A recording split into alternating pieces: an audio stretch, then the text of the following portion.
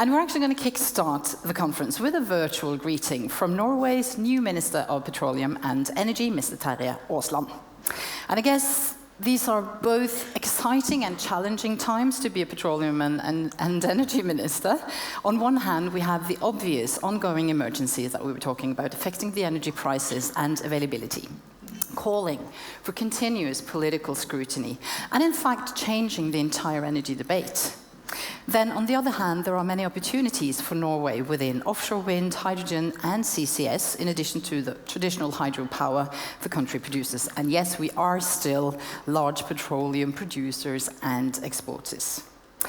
Undoubtedly, no boring days at the office for our new minister, who has found the time to greet us from his office in Oslo. So, without further ado, and this is an exercise for everyone in the room. A lot of us haven't done this in a couple of years. So it's about to put your hands together and give a warm welcome to the Minister of Petroleum and Energy, Mr. Terje Aasland.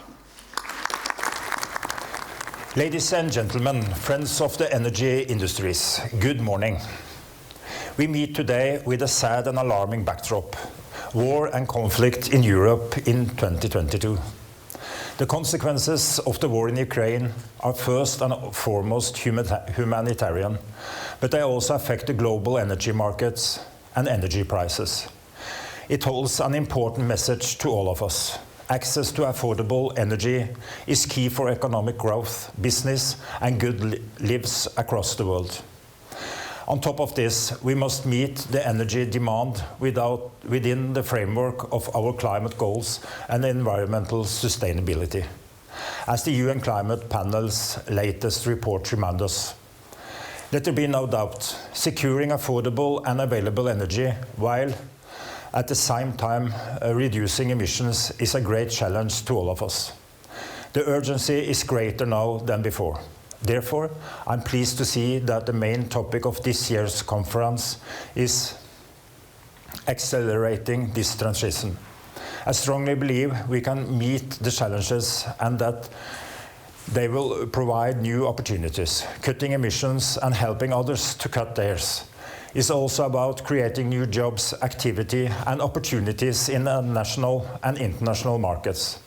As a significant energy nation, both in terms of petroleum and renewables, Norway has many opportunities as the world strives to secure enough energy while reaching our common climate goals.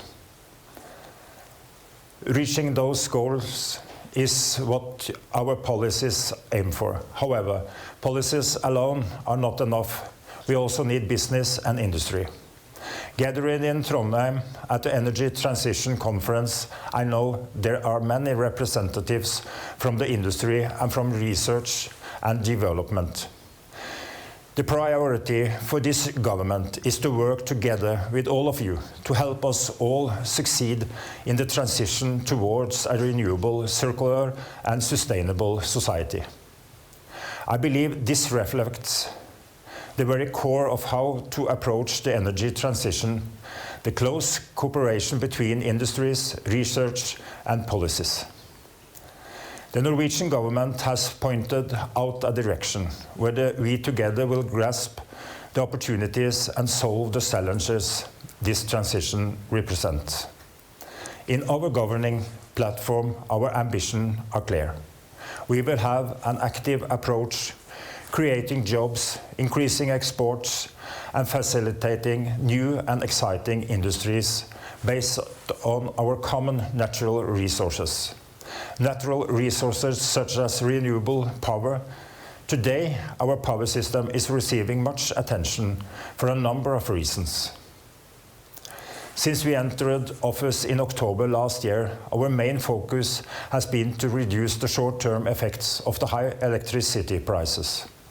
But we must also look at what we can do in the longer run to make sure such events will not happen again, in a future where we know the demand for power will increase. In addition, we must look at measures such as energy efficiency, grid improvements, and ways of producing more power. As for our petroleum industry, We all know its importance when it comes to jobs and value creation here in Norway, as well as securing reliable supply to European markets. Our attention and ambitions should be accordingly. Our government will develop, not dismantle, our petroleum sector. Development means predictability, therefore we will facilitate a continued high level of activity on the Norwegian continental shelf. On the other hand, development also means change. So our government will cooperate with the industry to reduce greenhouse gas emissions from our continental shelf by 50% by 2030 to net zero by 2050. Finally, we must exploit our opportunities within renewables and petroleum and ensure a green transition in traditional industries as well as in new business areas, such as offshore wind, CCS and hydrogen. Dear friends, a successful energy transition is at the heart of reaching the global climate challenge. Adding it all up, Norway has a near-perfect starting point to meet the challenges ahead facing the global energy system. It will take a bit of cooperation between industry, research and development and policy. It will take a bit of direction to develop our renewable power system and the petroleum industry.